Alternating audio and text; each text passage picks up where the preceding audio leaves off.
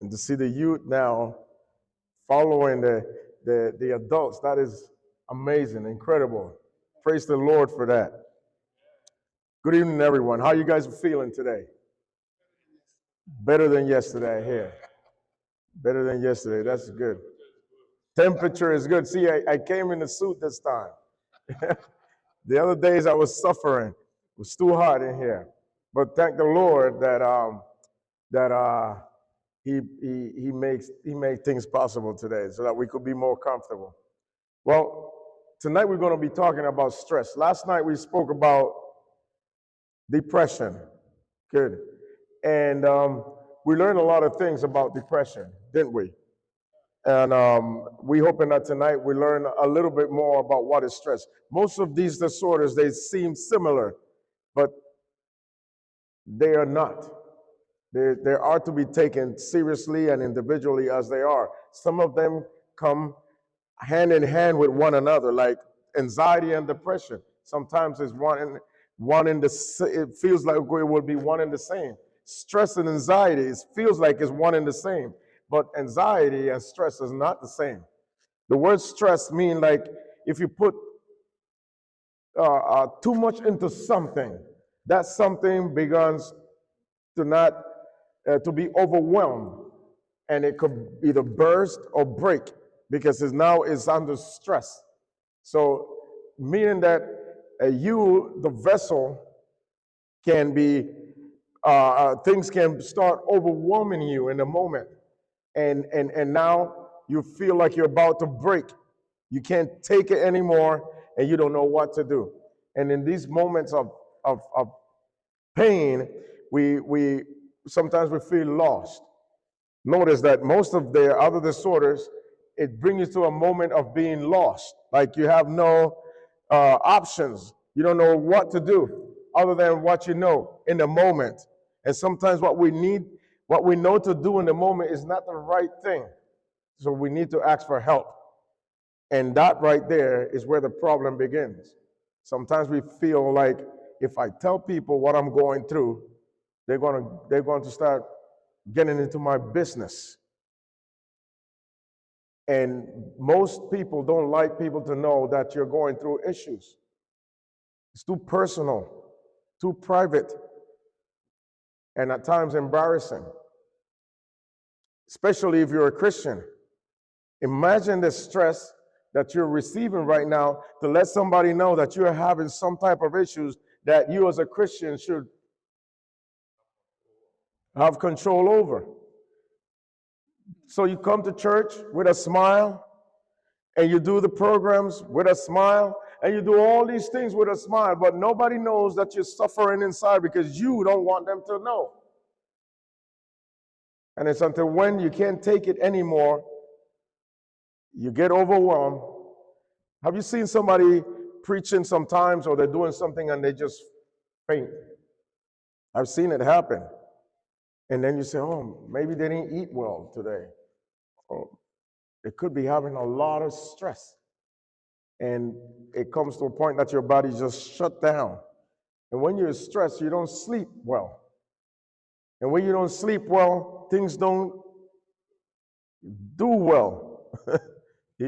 So we need to start managing our stress. Stress is normal in our life. But before I tell you what stress is, I wanted you guys to open your Bibles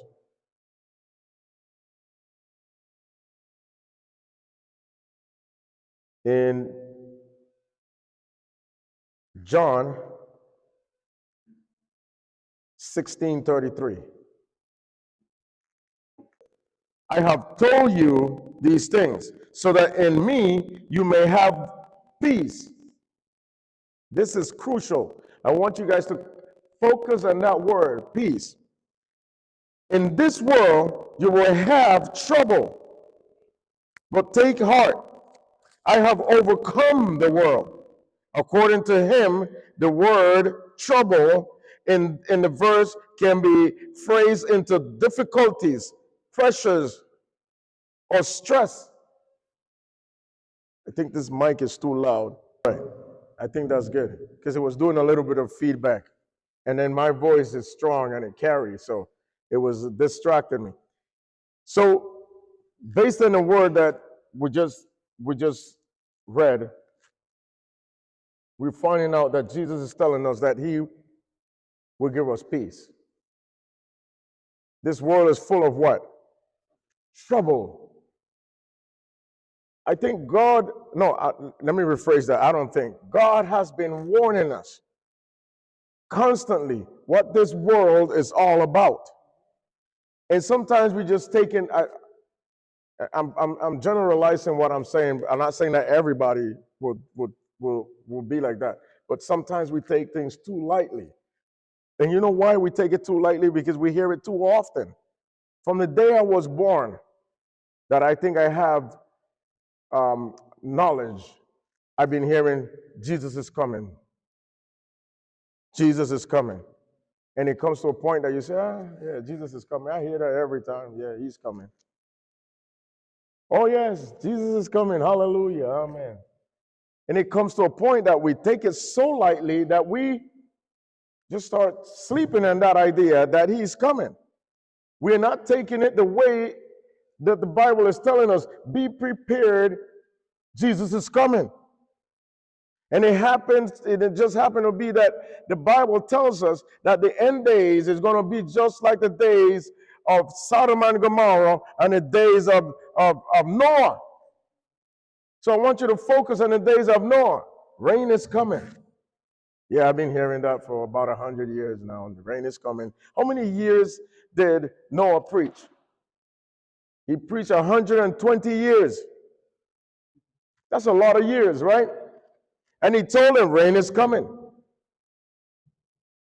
I heard a preacher once said that Noah did not build the ark all by himself. That he had a congregation. That they helped him. And they congregated with him. They fellowshiped with him. And they believed that rain was coming. Until when they got tired of hearing rain is coming. And they stopped coming to church. Little by little, the church started emptying out until only Noah and his family was left in the church. And then they started saying, well, these people are still waiting for rain. And we don't know what is that. They believe in something called rain. They wasn't focused on God anymore. They make the rain their God. So some people will do that. Those Sabbath keepers. They're not saying that we worship God. They're saying that we worship Sabbath. Right? There's a difference. So rain is coming. Until when I can imagine the person that was preaching against rain felt the first drop.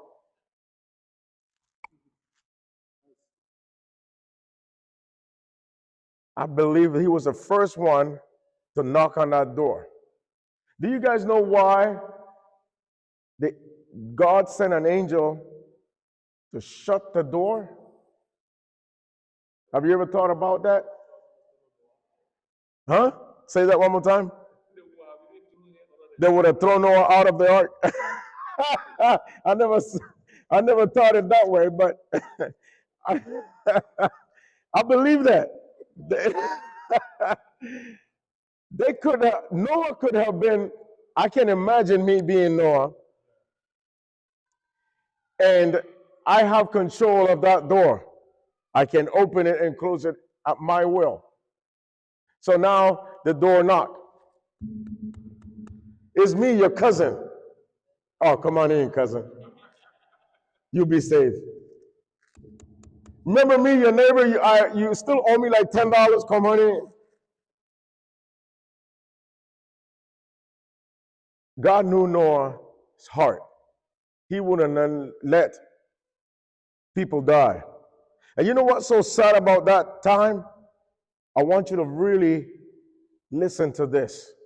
Every time I say this, I shock people, Pastor, because no one is thinking about this.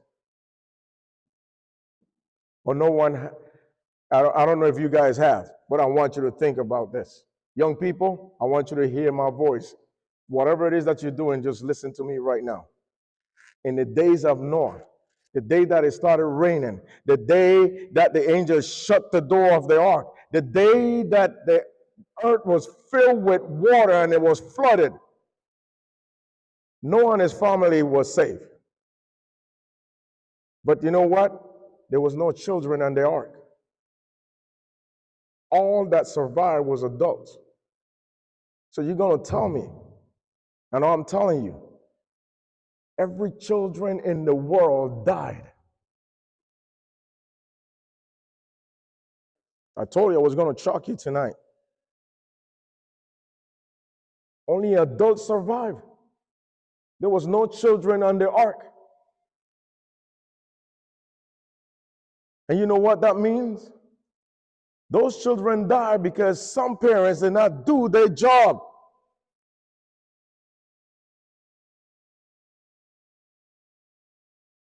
And they followed the same fate of their fathers. In the days of Sodom and Gomorrah, it said that from the oldest to the youngest was in that multitude of people trying to do something disgraceful to other people. They say from the oldest, there were children in that group of people trying to do crazy stuff to another man. That tells me that there were some parents in there that taught their children to hate that way. You could see that today.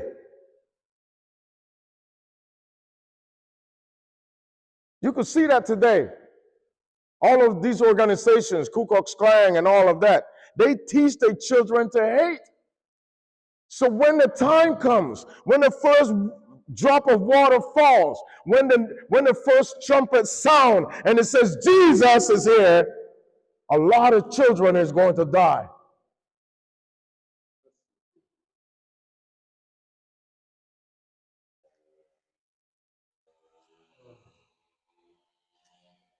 It's no wonder Moses suffered a lot of stress.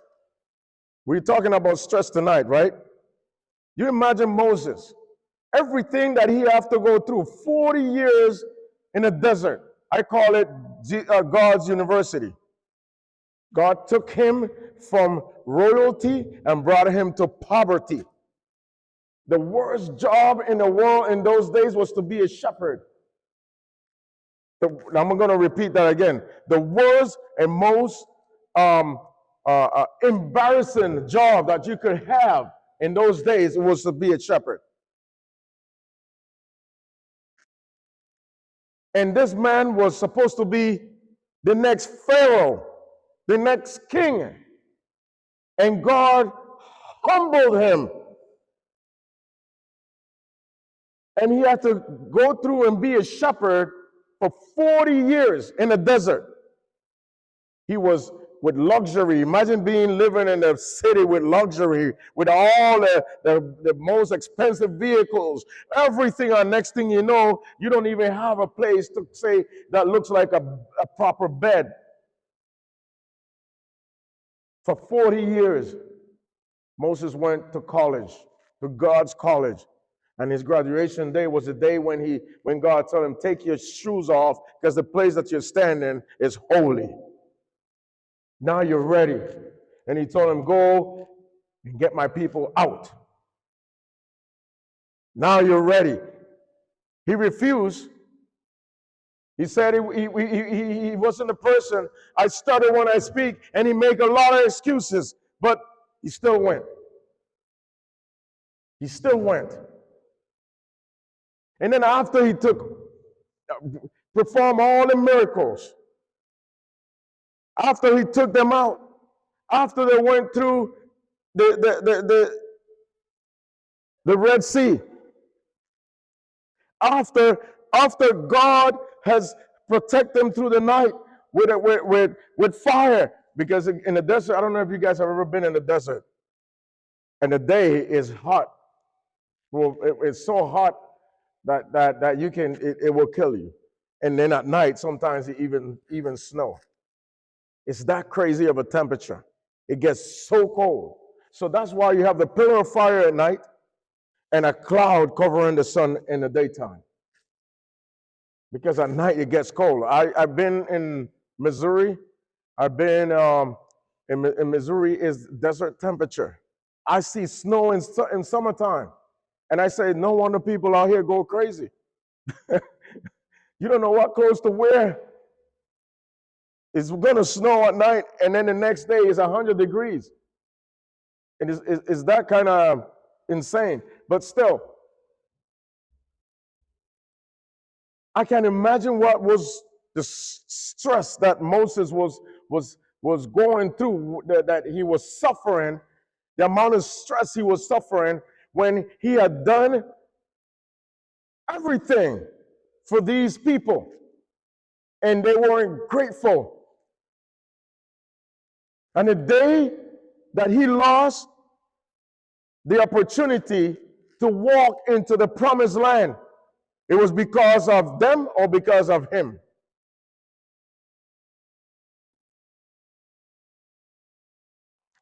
God warned him. God took him to college so he could learn to be patient, so that he could have peace. And the day that he was supposed to put in practice what he learned for 40 years, he lost it. So it was their fault or his fault. And I'm talking about the day when God told him, hey, the people are crying because they're thirsty. And it was telling Moses, why you brought us out here to die? We might as well stay in Egypt, where we had the amount of food that we wanted, the amount of onions. They started saying that something about onions. Crazy talk. You were a slave, and you were talking about you had it so good in Egypt. They want to go back. They were stressed out too. And then God said, you know what? Speak to the rock. And when you speak to the rock, water is going to flow out of the rock. And Moses was about to do that. And then they started complaining again. And he lost his temper. And we're going to talk about anger management next week. So I want you guys to be here. What is anger? He struck the rock in anger. And the reason why he lost the opportunity to walk into the promised land, it wasn't just because of that act. It was what it represented, what the people saw. So sometimes we got to be careful with what we call miracles today, because what it represents, it might not be God may not be represented in that miracle. And most people are doing these miracles and they're calling it I'm doing this. So when Moses hit the rock, what the people saw is that Moses had power. He hit the rock and water came out of it. Oh man, they started worshiping Moses. And in fact, until today, there are some congregations who worship Moses. They call it the law of Moses. They don't say God's law. The laws of Moses. So that's why God said, because what you did, you didn't put me first. You did this because you wanted to show off. You knew what was going to happen. You knew I was going to let the water out anyways because they were thirsty. You're not going to go into the promised land. So he was stressed beyond belief. We're talking about stress. Have you ever been so stressed that you can't even think right? It's time to pay the rent, the mortgage, and you don't have the money. I am a Christian. And the Bible says, ask and he will give. And I have to do this with faith. But right now, I am so stressed. I don't think I have the faith I need to even go on my knees to pray because I have to pay my rent. They're going to evict me. Have you ever been in that position? I have. And in that moment, you can't think right. Stress is something that we shouldn't take lightly. So also Daniel, imagine you being Daniel, and they put you in this hole with lions about to eat you. You have to have the faith of Jesus. I can't see a lion on TV and I'm scared. And he was surrounded by lions. You talk about stress. Surrounded by lions. Now we're talking about stories in the Bible that some people will say, well, those are stories. Talk to me about something in real life. Okay. How about driving and for some reason you didn't know or remember to update or to, what do you call it again? To redo your registration. And you're driving as usual, and your registration expired, and the police stops you. And not only that, your license had been suspended, and you didn't know either. So now you're going to jail because you can't continue to drive, and you're going to jail because 2 violations. Your registration expired and your license suspended. I'm not saying to tell me if you've been in that situation before. I have. And that's a very stressful moment. So much so that because of that incident, every time I see a blue light, my heart.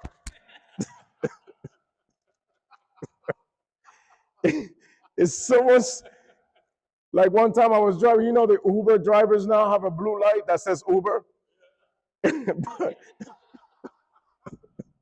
I thought it was the police. My heart just skipped a beat and I said, oh God, you talk about stressful moments. You're in your car. You're a Christian. Have you ever found yourself cussing somebody out? The gospel music sometimes don't work.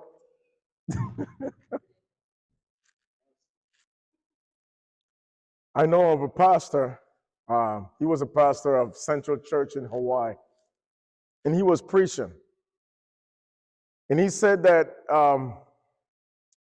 every time there was something to do in the house, he didn't want to hire the handyman to come and do the work. He wanted to do it himself because he wanted to save some money.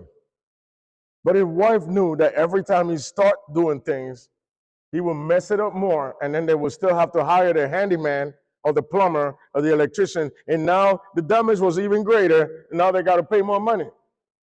So one day he decided to do the repairs himself, and his wife continued to tell him, honey, please stop. Let's see what the damage is and let them do it. He said, no, I've got this, I know. And he was hammering away, and bam, he hit his thumb with the hammer. He said it was so hard he saw stars. And then he said to the congregation, he said, brothers and sisters, I spoke in tongues.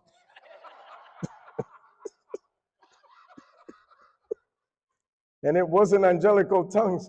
That was the first time I ever heard that a pastor confessed that he used cuss words on a Sabbath day while preaching. And I said, you know what? That just showed me that we're real. That's a stressful moment too. But moving on now, it says here, like anxiety, stress is a normal part of life. And it can be beneficial. It can be a motivator causing us to be more focused on a task, right? And it says allowing us to do more than we thought possible and prodding us to meet deadlines. So stress on itself is a normal thing of life. It's not bad if you have the right balance, right? It also says high levels of stress can become overwhelming, just like I was telling you earlier. And it causes a person to shut down, give up, or want to run away. Have you ever been there before? You just say, you know what, I can't, I'm not even going to deal with this, I'm done. You'd rather not even try to fix the problem, you'd rather ignore it. Be like the abstress and put your head in a hole and the whole body is showing. What's the name of that big bird? The abstress, right? So then it says stress can be managed in healthy ways, thus allowing a person to function in a normal, relative, happy manner. Some people chooses unhealthy ways to try to manage their stress that causes more stress and harm to them and others around them. Major sources of stress, it says, could be the external or internal stress, and we're going to see that right now. It says right here, both types of stress, internal and external. It says healthy stress management includes some of the following. So this is for you guys to get a mental note on what is healthy, how to manage your stress in a healthy way, right? It says learning how to say no. Remember I said that the other night, learning how to say no. And later on in our next topics, I'm going to talk about communication, effective communication skills. What is effective communication? There are different types of communication. You have assertive communication. You have passive communication, and you have not anger. What is it called again? Huh? Passive aggressive communication, and you have aggressive communication. Out of all these type of communication, the worst communication that you can have is being passive aggressive. So a passive person, not to be confused with being pacific. We are talking about communication. A person who have the communication style of being passive, they don't know how to say no. Everybody else, they put everybody's right above theirs. And there are technically the welcome mat of the house. Everybody comes and just wipe on them and they just stay there. And they let it happen. That's the type of people that can't say no. They could be in their bed 3 in the morning and somebody calling, come pick me up. And you don't want to. But because you don't know how to say no, you said, okay, I'm coming. That's passive. That's dangerous. But we're going to talk more about that in the next classes that I'm going to give you guys about how to communicate effectively at home. And that one is just like the depression one. It's important for you to have because of lack of communication. We have a lot of problems at home, at work, in school, in church. Because we don't listen. We hear, but we don't listen. There's different things in those two. So yes, learning to say no. Avoiding people who stress you out. That's hard sometimes when the person that stresses you out is your husband or your wife or your children or your neighbor. It's difficult, but not impossible. When you're talking about avoidance, it's not shunning them away. It's actually setting boundaries with people, talking to them. That's the effective communication I want to talk to you guys about later on. We're going to talk about it. How to set boundaries with people who stress you out. It could be your boss. How you set boundaries with your boss. You can lose your job, you say, right? But there's ways. There is ways. Number 3 says, taking control of your environment. Taking control of your environment, meaning what surrounds you. Don't let people choose you, you choose them. That's a way of taking control. Okay? 5, attempt to be realistic about what you are able to accomplish in given amount of time. Thus, going back to number 1, learning to say no. What can you accomplish in a given amount of time? I can do this only. The rest has to wait. Number 1, a good example. Do not bring work home. Leave work right where it is, at work.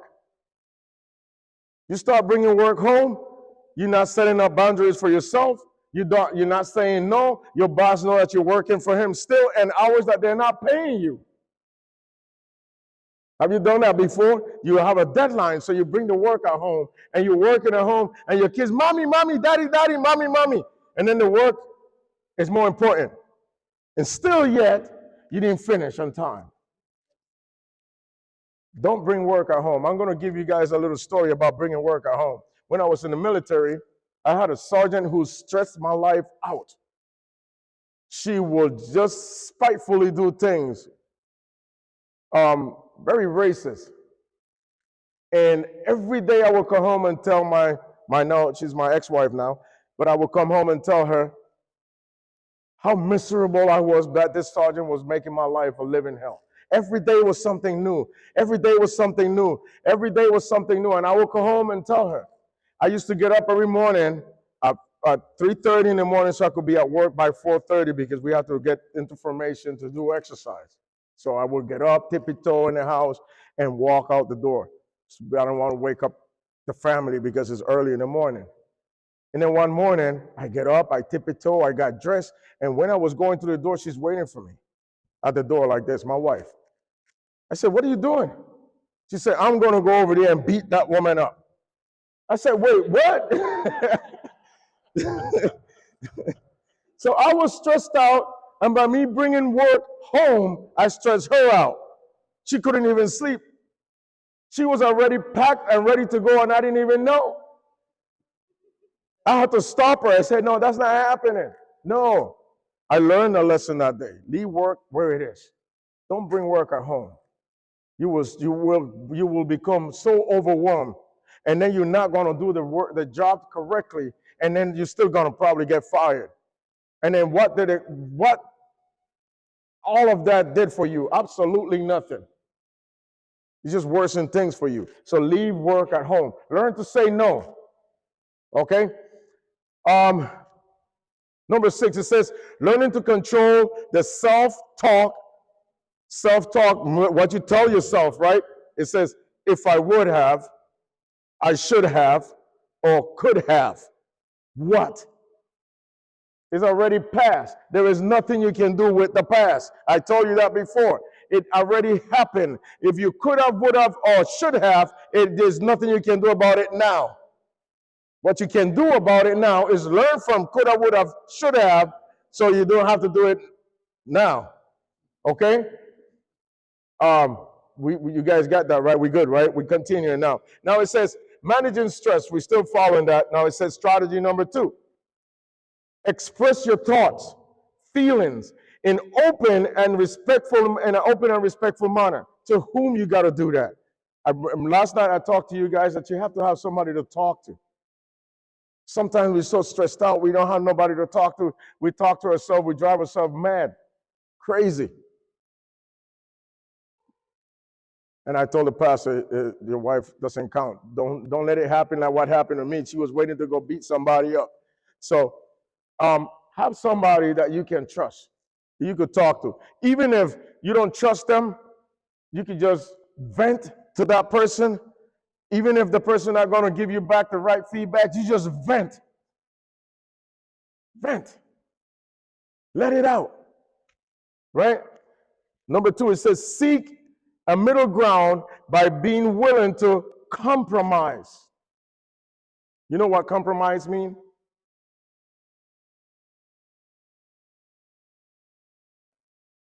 coming to an understanding. Compromising. It's just like when you make a commitment. It's a type of commitment because you're compromising to do. You said, you know what? From now on, I'm going to get up at 7 in the morning. So you're making a promise to yourself. It's like you're signing on a document, and then you come into that compromise that that's what you will do, right? And it says right here, again, it says what? Which number was that? Number 2, it says seeking the middle ground by being willing to compromise, being serious about something.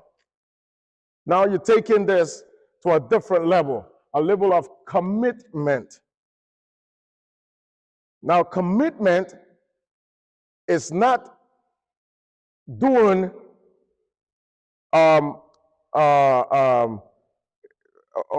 something like you promise. It's actually keeping the promise. That's what commitment is you're keeping the promise for you're keeping a promise that you made to someone, and that's what you committed to. So a compromise and a commitment to yourself. Noting that we are talking about yourself, not for someone, but for you. Now, number 3 says, deal with issues head on by being more assertive. Again, that word come back again. Effective communication. An assertive person is a person that put everybody's right equal to their right.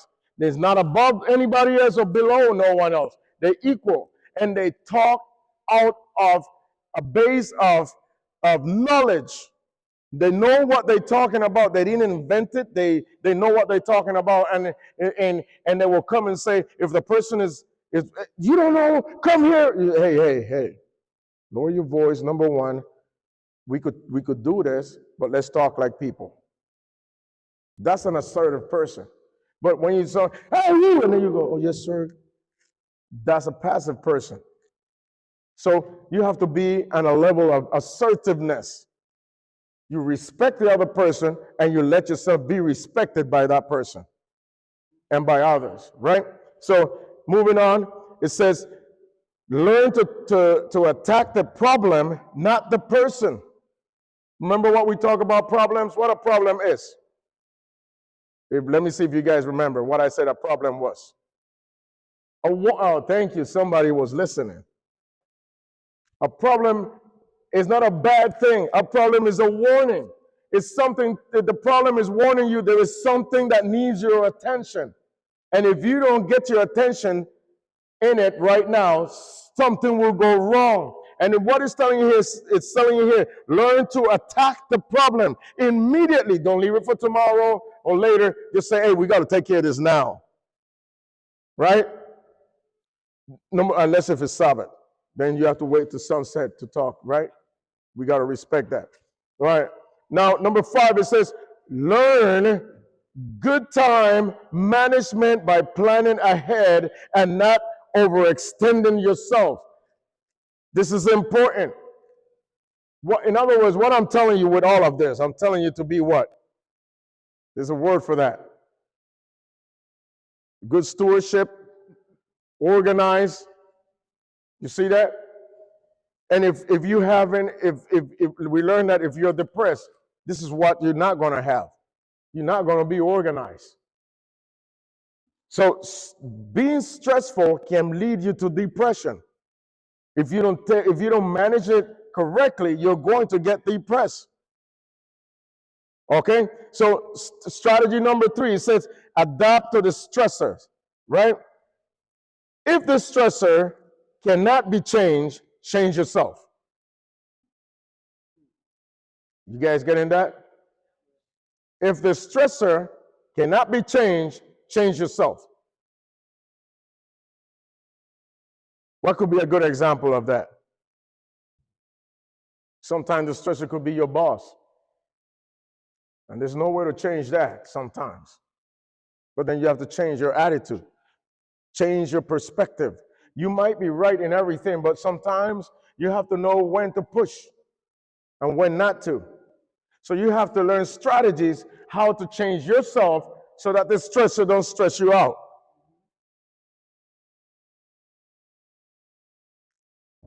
Right?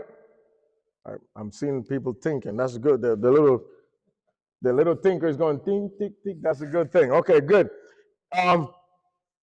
Number 2, it says, reframe the problem by gaining a new and different perspective on it, just like I said before.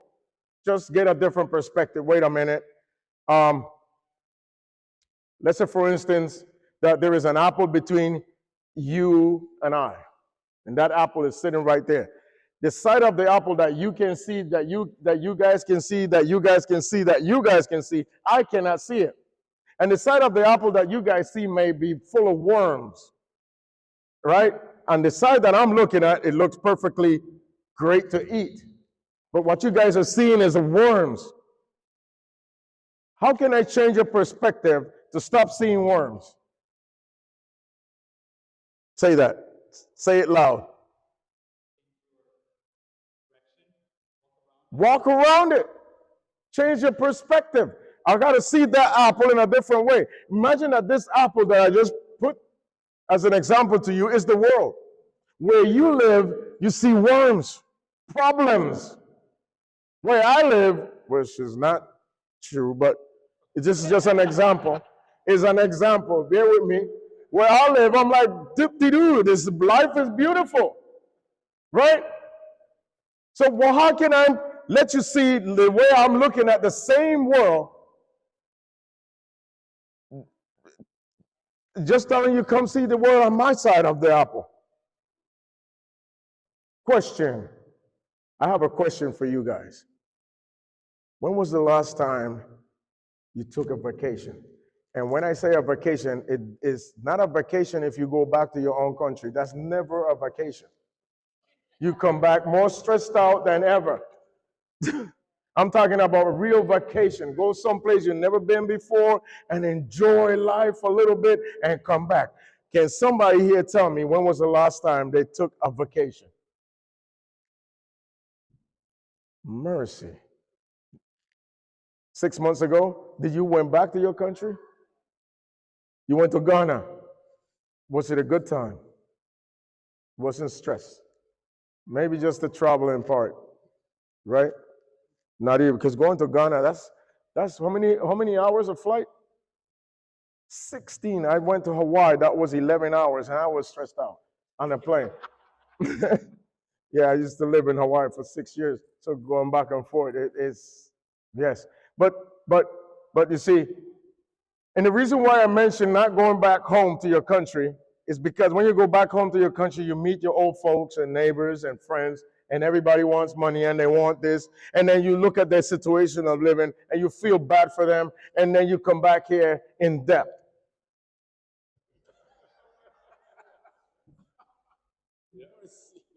And then even you don't have anything, you still didn't give enough to everybody and people feel bad. And you feel bad that you couldn't give. So that happens. So now you're stressed. How are you going to deal with that kind of situation? Don't go there again. There was a guy from the Dominican Republic. He was getting ready to just do that, go back home. And he said, he went and buy a bag of mint. He said, this is for this neighbor. He started giving out mint. So they don't beg him for no money or anything. He said, I'm going to give him this mint. Tell him it's from New York. They look, I brought your mint from New York. And, you know, that was mean. But there's ways how to, like I said, he found a way not to be stressed, right? That was a movie, a comedian movie. In fact, the name of the movie is called New York. Nueva York. That's how they talk. Yeah. So going back now, it says, number 3, it says, consider the big picture view, sorry. Will this matter in a month or 2? So now you're looking at this stressful situation and now you're analyzing it. Wait a minute. Will this matter in a month or 2? It's important now, but would it matter in a month or 2? Is it true? Number 1, let's talk about that. Remember what we talk about anxiety? You're thinking about the future, and the future, you don't know the future. That's why you get anxious. So now you're thinking, I am anxious, and being anxious is making me stressful. Is this true? Right? Number 4, ask, is this the hill I am willing to die on? The problem that you're facing, the stressful situation that you're facing, is this where you want to die on? You see, there's no gray area. It sounds a little bit like it's exaggerating, but it's true. If you don't look at it that way, you could be lost really quick in the thoughts of a stressful situation, right?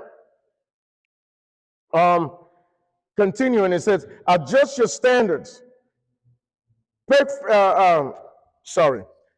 Perfectionism is a huge stressor. You're trying to be perfect. Adjust your standard. It says, in itself, and no person can be perfect, and no situation is perfect in the real world. Now, we know, as Christians, we know that we striving to be perfect, because Jesus was perfect. I'm sorry, I rephrase that, is perfect. So, but still, what they are suggesting is that you just have to change the way, adjust your standards, right? You certain times you have your different expectations. Your expectation of someone. Let's say, for instance, you're single and you're trying to start a new relationship. Your expectations of the new person might be too high. You need to adjust your standards.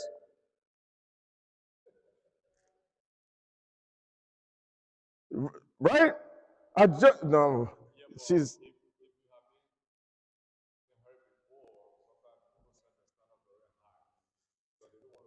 No one wants to get hurt again. That's right.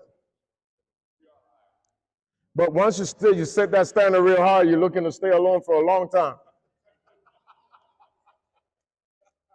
And I'm being real. It says right here to be real, right? I'm being real. Sometimes our standard, because we set it so high, that's why our old relationship did not work.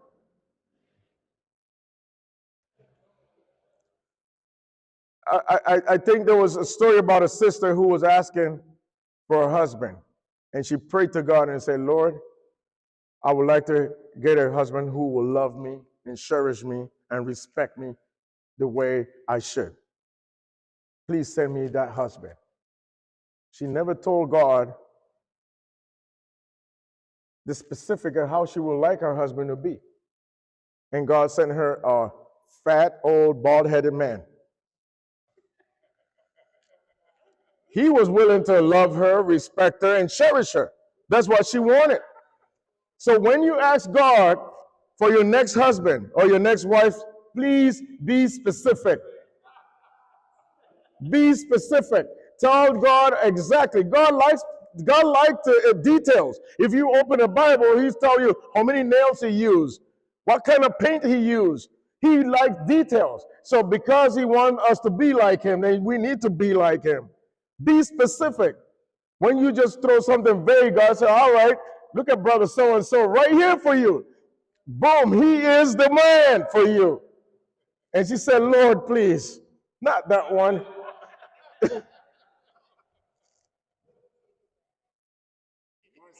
Yes. So we need to be specific when we ask for things, right? It says focus on the positive, balance the negative thoughts and events with looking at the positive things about yourself and life. So every time you meet a milestone in your life, those are positive things in your life. Cherish that, right? Use that as an anchor for you to keep on moving forward, right? Last night, a young man stopped me because we were talking about depression, and I told him that sometimes pride gets in the way, and that a Christian shouldn't have not even an ounce of pride. But he wanted me to specify what pride is, because he said we could be prideful for accomplishments. And yes, but because we are sinners, that word can become a bad thing really quick, even if we're prideful for the accomplishments that we done. Notice, Satan was, well, Lucifer in that time, he was too prideful. He started saying, I will ascend. I will do this. I managed to do this, and I am, and I this, and I that. So imagine when somebody graduates. I just graduated. I earned this. I studied for this. And they forgot who gave you the brain and the intelligence and the wisdom, because intelligence and wisdom are two different things. So that's why I'm telling you, as a Christian, we shouldn't even have and I'm going to stick by that. Last night I went home thinking about it, and I said, no, I'm right. You start saying, I accomplished this, you're not putting God first. You should say, thank God for giving me the knowledge, the wisdom, the patience, the money, the time, and the strength to get this degree, to get this job, to get this wife, to get this husband, to get this house. I always say the house that I have, God gave it to me. I shouldn't even be there, but I'm there. I don't even know how I got that house. Well, actually, I do. I just say God gave it to me. Yes. Exactly. Exactly. And that's why I said we shouldn't even have, and not even this. The second you think about being prideful about something that you accomplish, think about God. Once you start saying, thank God for this, there is no pride, but there is humbleness. You're humble. You're grateful. Right? There's no pride in that. I don't see why. So that was a commercial. I was just answering the question. The young man is not here, but I spoke to him briefly outside, and I was like, you know, I'm going to talk about it tonight again, and I did. So the strategy number 4, it says, do not try to control the uncontrollable. What is the uncontrollable? Don't try to control others. You can't control people, other people. You can only control yourself, right? Right? And what if I tell you can't even do that either? Because if you could control yourself, I wouldn't be fat like I am right now.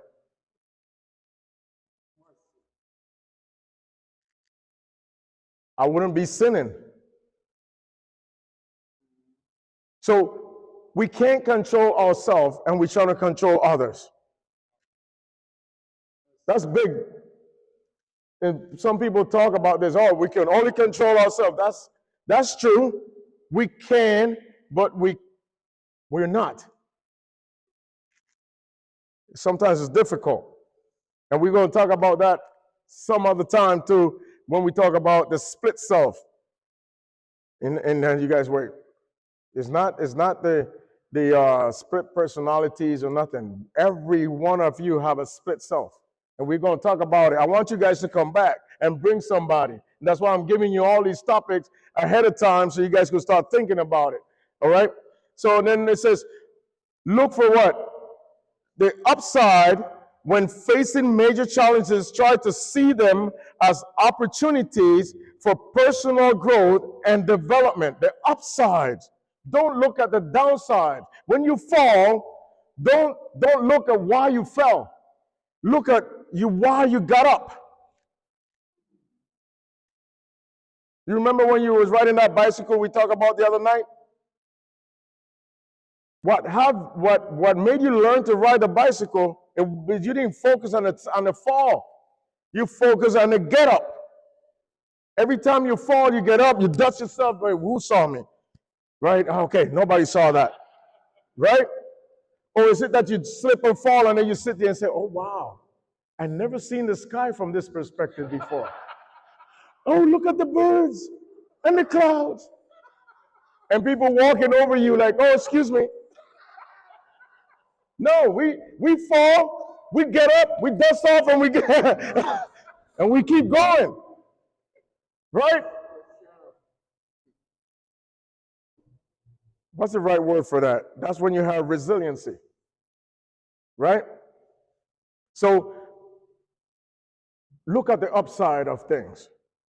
Yes, the fall hurts, but the only thing you can learn from that hurt is how you fell, right? So you don't have to do it again, because you're not going to repeat it again to remember, wait, let me fall again to see how that felt. No, you already know. You don't want to go there no more, right? So just concentrate, focus on the upside of things.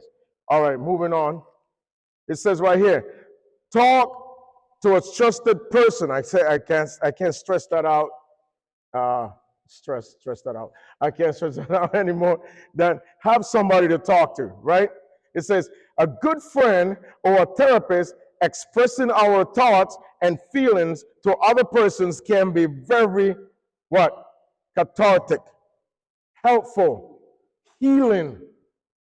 Talk to someone, right?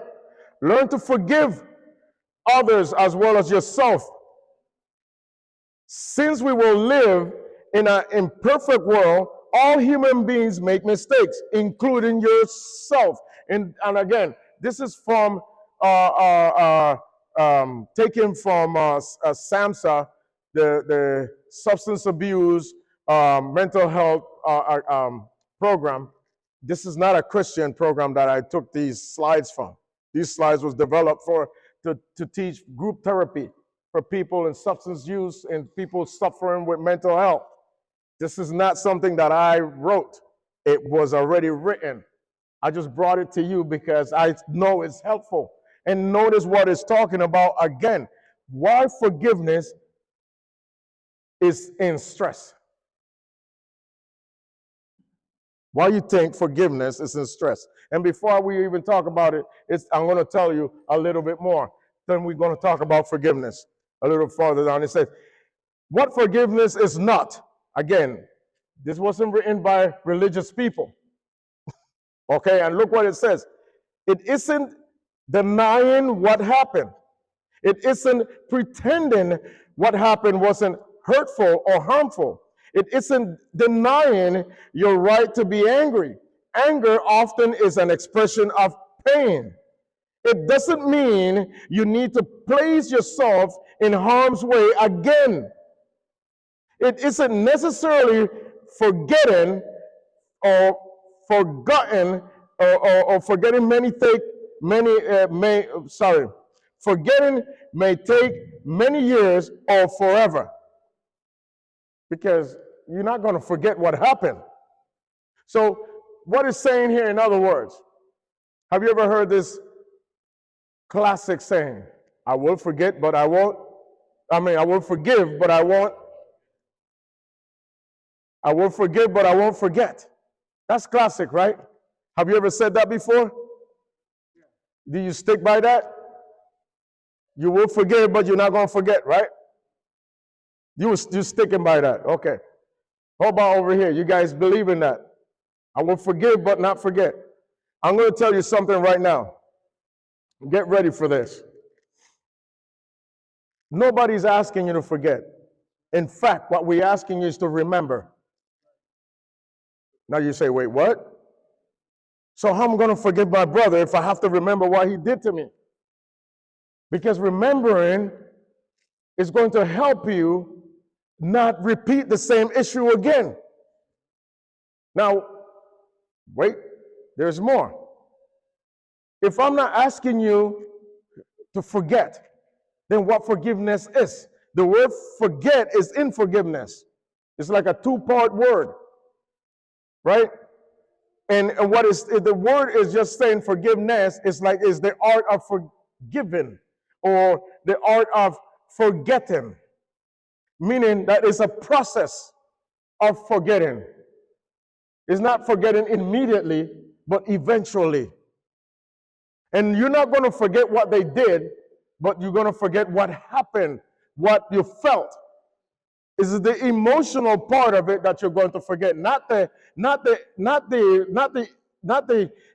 incident, but the emotional part. Now you say, wait, I'm totally lost, right? I'm going to give you an example. A mother just is about to give birth to her child. This my mother told. My mother is a very smart woman. She explained it to me in a way that I was like, whoa. So this mother is giving birth to her child. This child is causing his mother excruciating pain. Pain that if I was to cause anybody that kind of pain, I'll probably be in jail. And I'm talking about physical pain. It's causing the mother emotional pain. She's embarrassed. Imagine a mother has to be half naked in front of strangers. That's embarrassing, right? For a moment. So she has physical pain, emotional pain. All of that is going on. And this baby is taking its time to come out. And she's having a lot of pain. But when this baby is out, and the doctors and the nurses come and clean this baby up, and then put this baby in mommy's arms, all is forgiven. She still has pain, but she's not focused on the pain anymore. She's focused on her baby. She's not even thinking about, this baby caused me pain. No. I just happy, joyful that I have my baby in my arms. That's what forgiveness looks like. What you're going to forget is the emotional pain that this person caused you. Another good example, I remember a few years ago, a Muslim man was in court. I don't know if you guys seen this video. The Muslim man is in court facing the killer of his son, his only son. And if you know well, when you have to face the killer of your son in these kind of things, the judge allow you to speak, to talk to the person who killed your son, for instance. So I want you guys to picture that moment like if it was you, okay?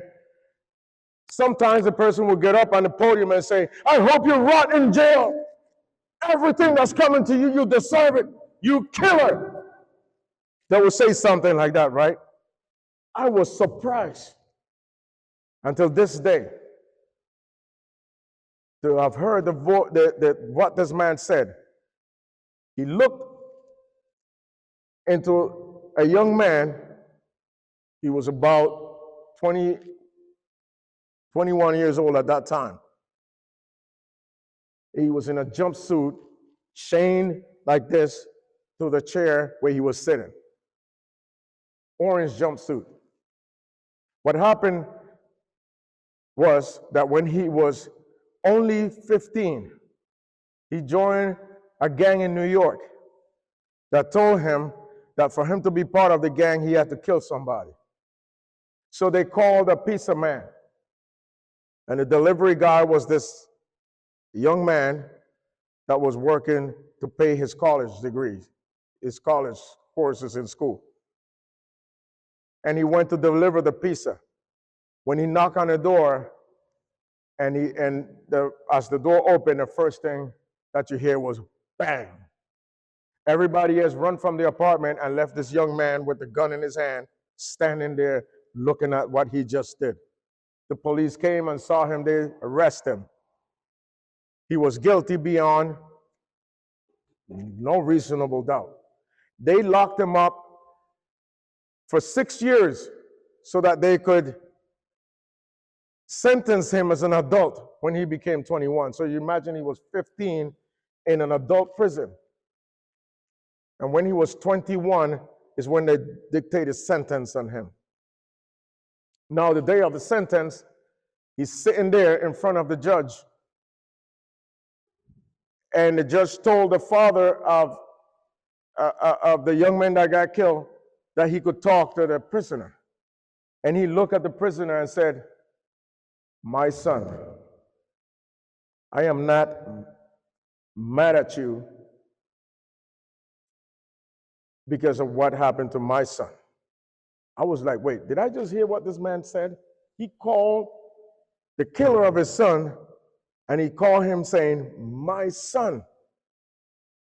He says, "I'm not mad at you. I'm mad at the devil for using you to hurt my son. But I want you to know that I forgive you, and that from this day forward, you are my son. And I would always come and visit you in prison. If it was up to me, you would be walking free today. But because of the laws of the land, you have consequences to pay. But I promise you, you have just became my son." Words that he said. I'm paraphrasing some of it because I seen the video some years ago. But that's what the message that he sent to this young man. And then he looked at the judge and told the judge was in awe. You could hear a pin drop in the courtroom. And he looked at the judge and asked the judge the most craziest request ever. He said, "Can I go and hug this man?" And the judge said, "Go ahead," because she was already surprised of what happened. And you could hear the judge say, "I've never seen something like that before." And the judge began to cry. The prosecutor began to cry. The police officers in the courtroom, they couldn't even move. The young man was uncontrollably crying. He was just crying and sobbing. He can't move because he's tied down with chains. And then when the request was for the man to come and hug him, so they let go of the chains. And he hugged that man. And they hugged. This is on video. You could look it up. And they hugged. And then the mother and father, who was sitting close by, they asked the judge another question that was out of the world. They said, "Can I go hug the man that is hugging my son? Because this man just saved my son's life." And they just said, "Go ahead." Mother and father go across, come out, and start like a group hug. And you could hear them crying. And you could hear the man telling him, "Don't cry no more. I will come and visit you all the time." And I say, and that's a Muslim man. Christians should be ashamed. That's what I said. I said that to myself.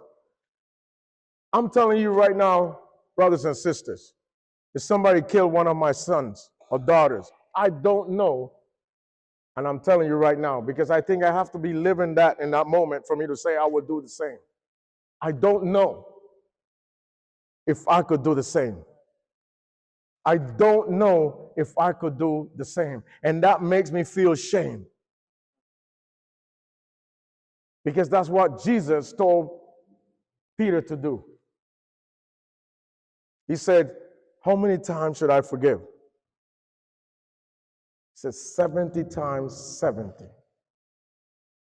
And that was just a number that he threw out there, meaning always forgive. How many of you started counting the times you forgive to see if you get to the number? You started counting? She said she sure did. I'm sorry to laugh. She's the first person in my entire life that said, "I counted." Now you got to remember, you lost count. She lost count. That's good. Keep losing count. But I'm telling you right now, that's forgiveness at its best. Forgiveness is also, in another word, eliminating the resentment that you feel for whoever faults you. Now, resentment is this.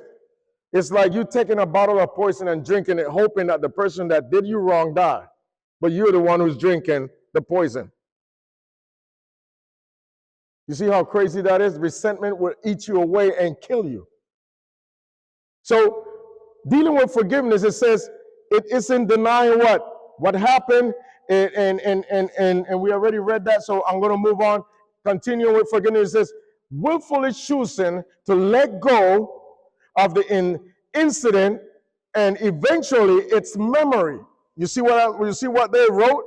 Eventually the memory, meaning that there is a process. Just because if the pastor did me something wrong and I say, I forgive you like a magic wand, that doesn't mean that immediately you're forgiven. Only God can do that. We're talking about we're human beings. Me and the pastor have to go through a process together. And that process could take maybe weeks or years, depending on the situation.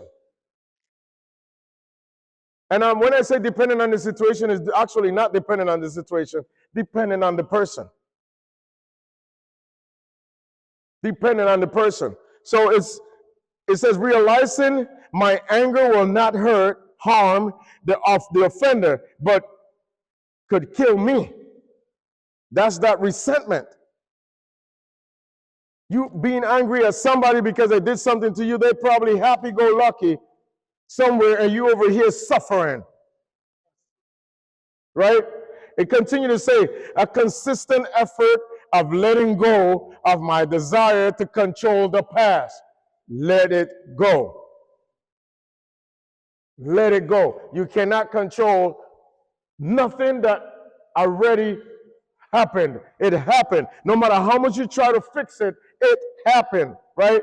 A strong desire to move on and beyond the incident, right? Strategy number 5, it says, do something you enjoy every day. What is it that you enjoy? You see that word enjoy came up again? In the Constitution of the United States, it says that all men are created equal and they have the right of the pursuit of happiness. They should be changing that word in the Constitution. You know why? You can pursue happiness all you want, but you will never catch it. You will never catch happiness. Happiness comes by accident and it leaves just as it came. You don't know when it's coming. And you can't hold on to it. As much as you want, you can't hold on to something that is like a vapor. It should say, all men are created equal and they are entitled to the pursuit of joy. And you see what it says right here? It says, do something you enjoy. Every day. What is it that you enjoy every day? I don't know, only you know that. You say eating ice cream. Mercy. No. Don't do that.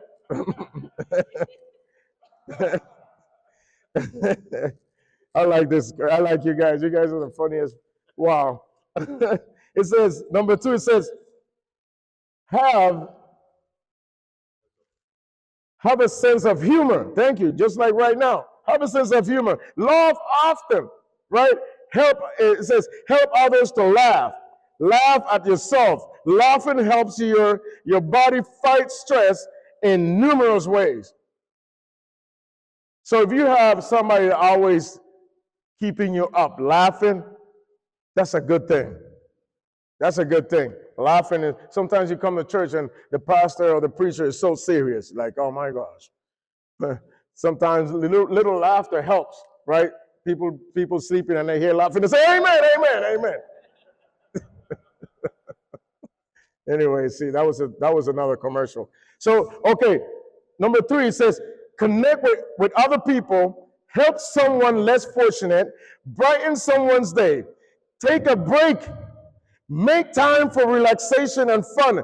Don't let other obligations crowd out your rest and relaxation time. It sounds like the person who wrote this is a 7-day Adventist. What is telling you right here to what? Take a break. It says rest. Don't pretend you can work. Okay, I'm a 7-day Adventist, so I'm going to work 6 days a week. How many of you guys work 6 days a week? Don't say it. Keep a day for God and a day for yourself. Because the Sabbath day is a family day. You guys know that, right? And then you keep a day for yourself. You need to have rest. Number 6, exercise regularly. Eat a healthy diet. Limit caffeine and sugar intake. Avoid alcohol, cigarettes, drugs. Get enough sleep. Again, I think whoever wrote this is a Seventh-day Adventist, right? And now the summary of the 3 disorders that we spoke about. It says, find over what is causing anxiety, depression, and stress in our life. Meaning, you got to start identifying these things. Look for ways to reduce the impact in your life. Learn healthy ways to relieve anxiety, cope with depression, and/or alleviate stress. Find better ways to cope. Take a good care of yourself. Try new ways to think of thinking. And then final thought, it says right here, if we do not learn to control these things in our lives, they may very well end up controlling us. Any questions? No questions? Yes, sir. Oh, you got it over there. 45.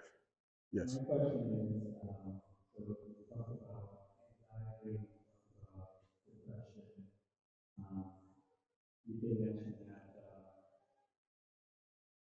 we can make ourselves anxious, or we can make ourselves depressed by the way we think.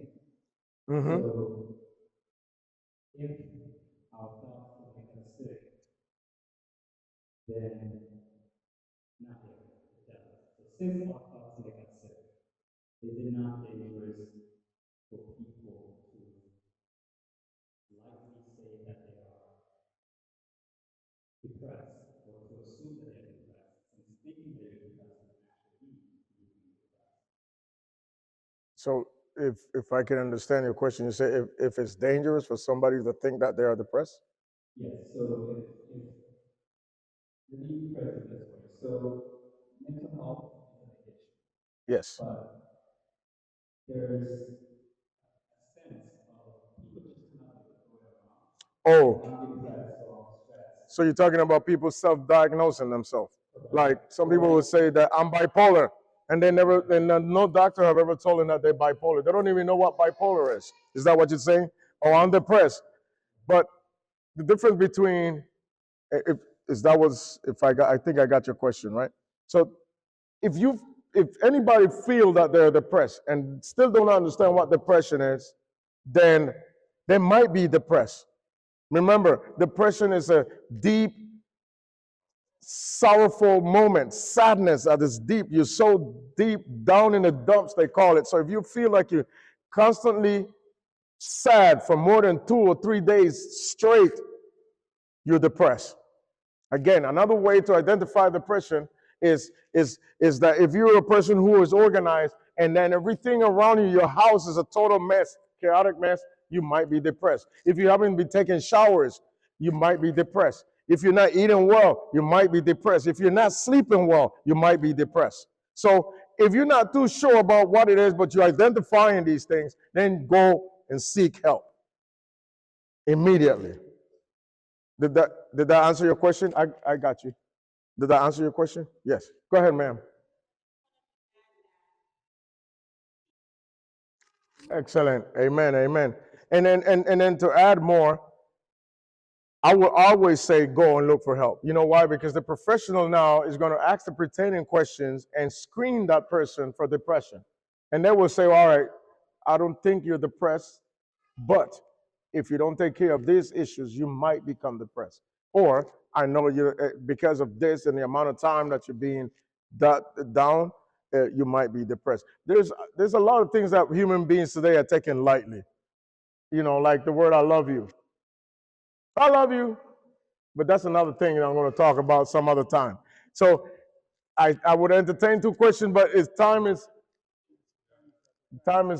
up. You want to write it down? Write it down, put it in the box, all right? And we will answer that question Friday night. Again, thank you for having me. Remember, bring one, save one.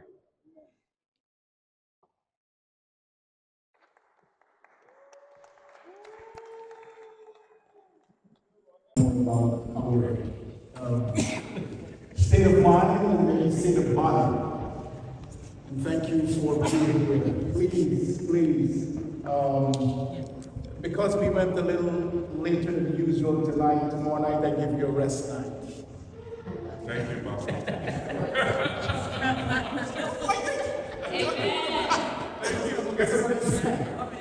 So take a rest night tomorrow night, but be sure you rest so that you can be here on Friday night as we continue. And remember to write those questions because the mental health symposium is coming up, so we will be able to speak to professionals and be able to respond to a lot of these questions, okay? Thank you for being here. Let's all stand.